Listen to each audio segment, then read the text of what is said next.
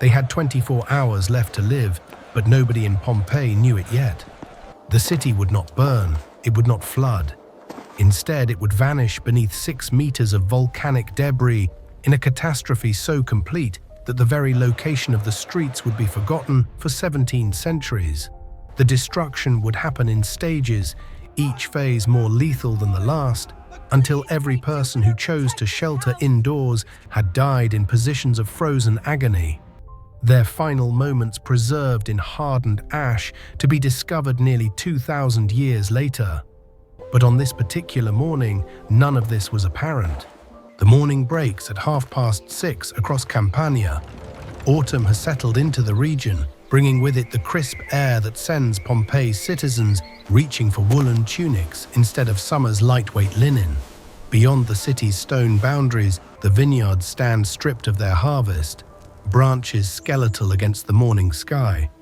The season's pomegranates and walnuts have already been collected and stored away. As the gates swing open, commerce begins its daily rhythm. Farmers guide their carts through the entrances, loads of firewood and fresh produce rattling along the worn grooves, carved into volcanic stone by generations of wheels.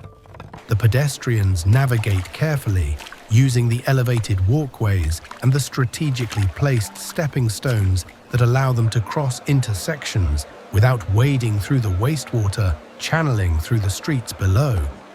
The Forum awakens to its familiar routines. Inside the basilica, magistrates convene to settle the disputes that inevitably arise in any thriving city. At the temples, priests begin their sacred duties, preparing the morning offerings to the gods. The marketplace comes alive with vendors hawking their goods: preserved fish, the pungent garum sauce, humble lentils, and fresh-baked bread. Beneath the streets, an engineering marvel operates without pause. Water courses through lead conduits, delivered from the distant Apennine Mountains via the aqueduct system. The hydraulic network maintains consistent pressure, filling public fountains and supplying the private bathing facilities of Pompeii's elite. This infrastructure, maintained by enslaved laborers, represents the pinnacle of Roman technical achievement. In the city's bakeries, the morning's work has already begun. Blindfolded donkeys plod in endless circles, their movement turning the massive lava stone millstones that reduce grain to flour. The ovens radiate heat, browning loaves marked with their characteristic 8 divisions.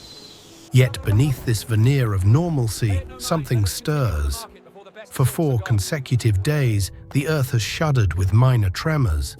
The population, long accustomed to the region's seismic temperament, continues their business uninterrupted. In the countryside, wells have mysteriously run dry as underground pressures shift and deform the landscape. In villa basements throughout the city, carbon dioxide seeps silently upward through imperceptible cracks, its presence unknown to those who dwell above. To the north stands Mount Vesuvius, its flanks lush with greenery. The mountain has shown no signs of volcanic activity within living memory. The tranquility shatters at 1 o'clock in the afternoon. The summit of Vesuvius explodes with catastrophic force. Rather than the slow ooze of molten rock that one might imagine, this eruption manifests as a violent vertical expulsion. The geological pressure that has built beneath the mountain finally overcomes the stone barrier sealing it. A tremendous column of fragmented rock, pumice, and superheated gas rockets skyward at speeds exceeding sound. Within mere minutes, this column ascends 15 kilometers into the atmosphere, piercing through the cloud cover before spreading laterally as it encounters the stratospheric ceiling. The sun vanishes. Daylight retreats rapidly, replaced by an ominous grey dimness that transforms midday into premature dusk. The prevailing winds carry the enormous cloud southeastward, placing it on a direct trajectory toward Pompeii. Soon after, the bombardment commences. What descends is not gentle ash or snow-like powder, but lapilli, small stones of porous volcanic material, rapidly cooled from molten magma during their ascent. These white pumice fragments clatter against terracotta tiles and stone pavement with a harsh, percussive sound. The auditory assault overwhelms the senses. The sustained roar emanating from the eruption column merges with the cacophony of countless stones pelting the urban landscape. Daily activities cease abruptly. Those caught in open areas shield themselves with raised arms or pull their clothing over their heads. The instinct for shelter drives everyone indoors. Merchants secure their wooden shutters. Families withdraw into their residences, interpreting the event as an unusual storm that will surely pass. This seemingly rational decision becomes a death sentence for thousands. By 3 o'clock in the afternoon, the eruption column has expanded and extended upward to 30 kilometers. The rate of fallout accelerates dramatically. White pumice accumulates at 15 centimeters each hour. The streets begin to disappear beneath the rising tide of volcanic stones. The elevated walkways vanish first.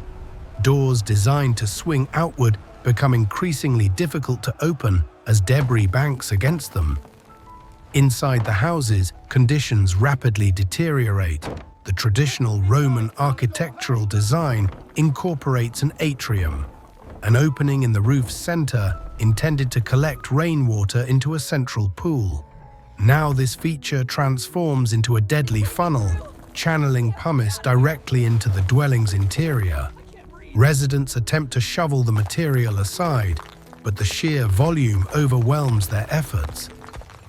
They retreat deeper into their homes, seeking refuge in back chambers. The accumulating weight becomes the primary threat.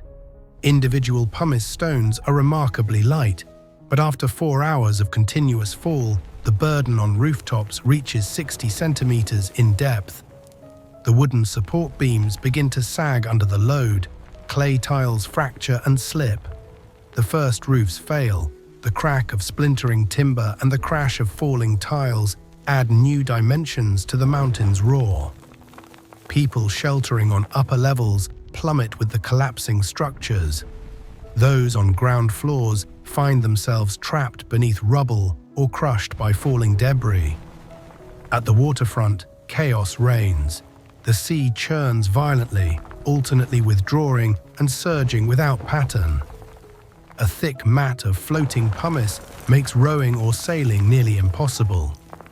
The darkness prevents any attempt at navigation. Maritime escape becomes unfeasible. As evening approaches, the volcanic output changes character. The white pumice ceases, replaced by grey pumice of greater density and weight. Complete darkness envelops the city. Only the intermittent flashes of volcanic lightning, created by static charges within the ash cloud, interrupt the blackness. The air thickens with fine particles and the acrid stench of sulfur. Those who finally choose to flee confront a nightmarish environment. They lash pillows to their heads with cloth strips as makeshift helmets against the falling stones.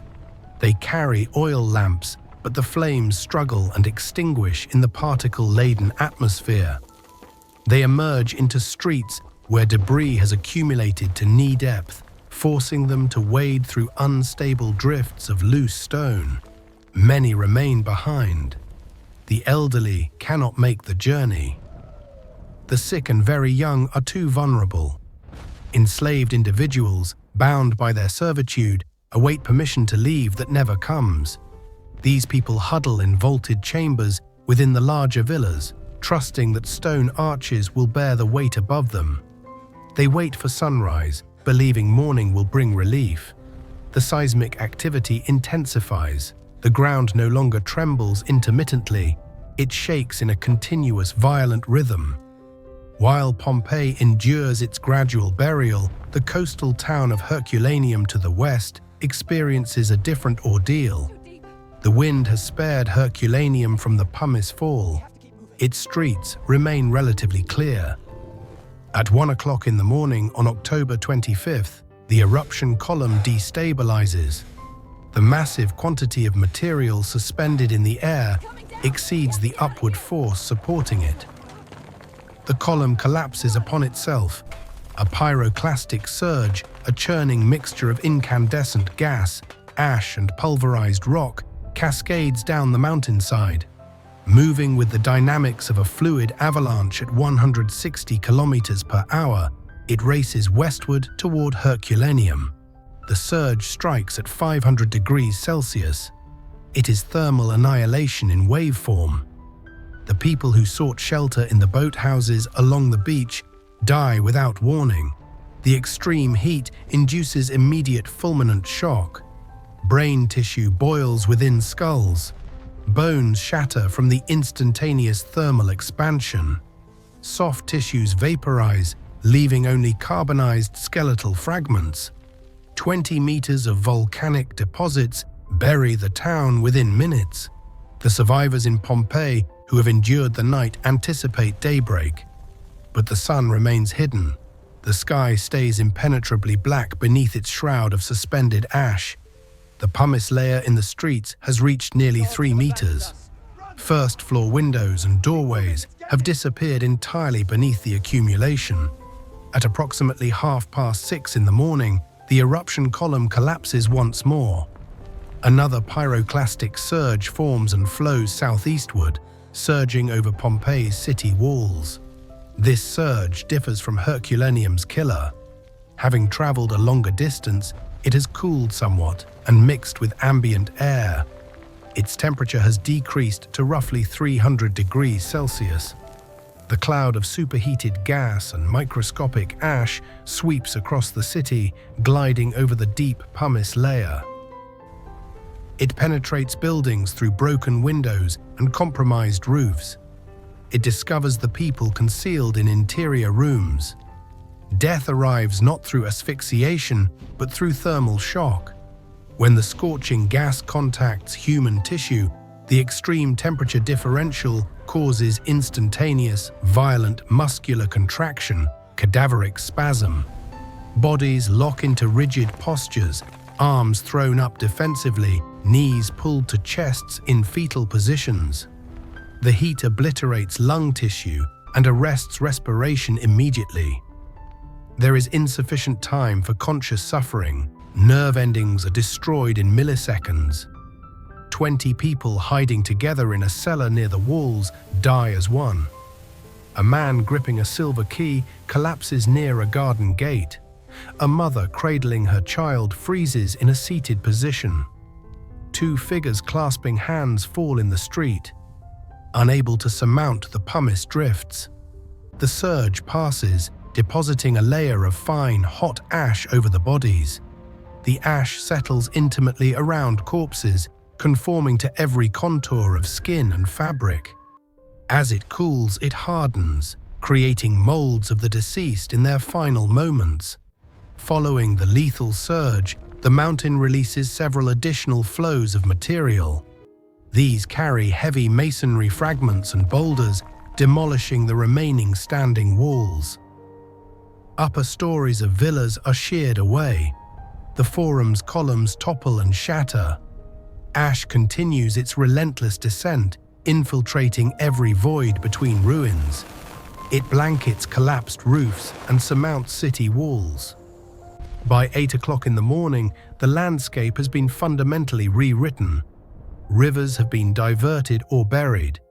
The coastline has advanced hundreds of meters seaward. The eruption begins to wane. The smoke column lowers incrementally. The sun remains invisible behind atmospheric dust that will linger for days. Pompeii has ceased to exist. A grey blanket of volcanic debris, 6 meters thick, stretches across what was once a bustling urban center. Nothing moves, no sound emerges. The 20,000 people who inhabited this space a day earlier are either entombed beneath the ash or scattered as refugees across the countryside. The deposits cool and lithify. The ash transforms into rock. The darkness persists.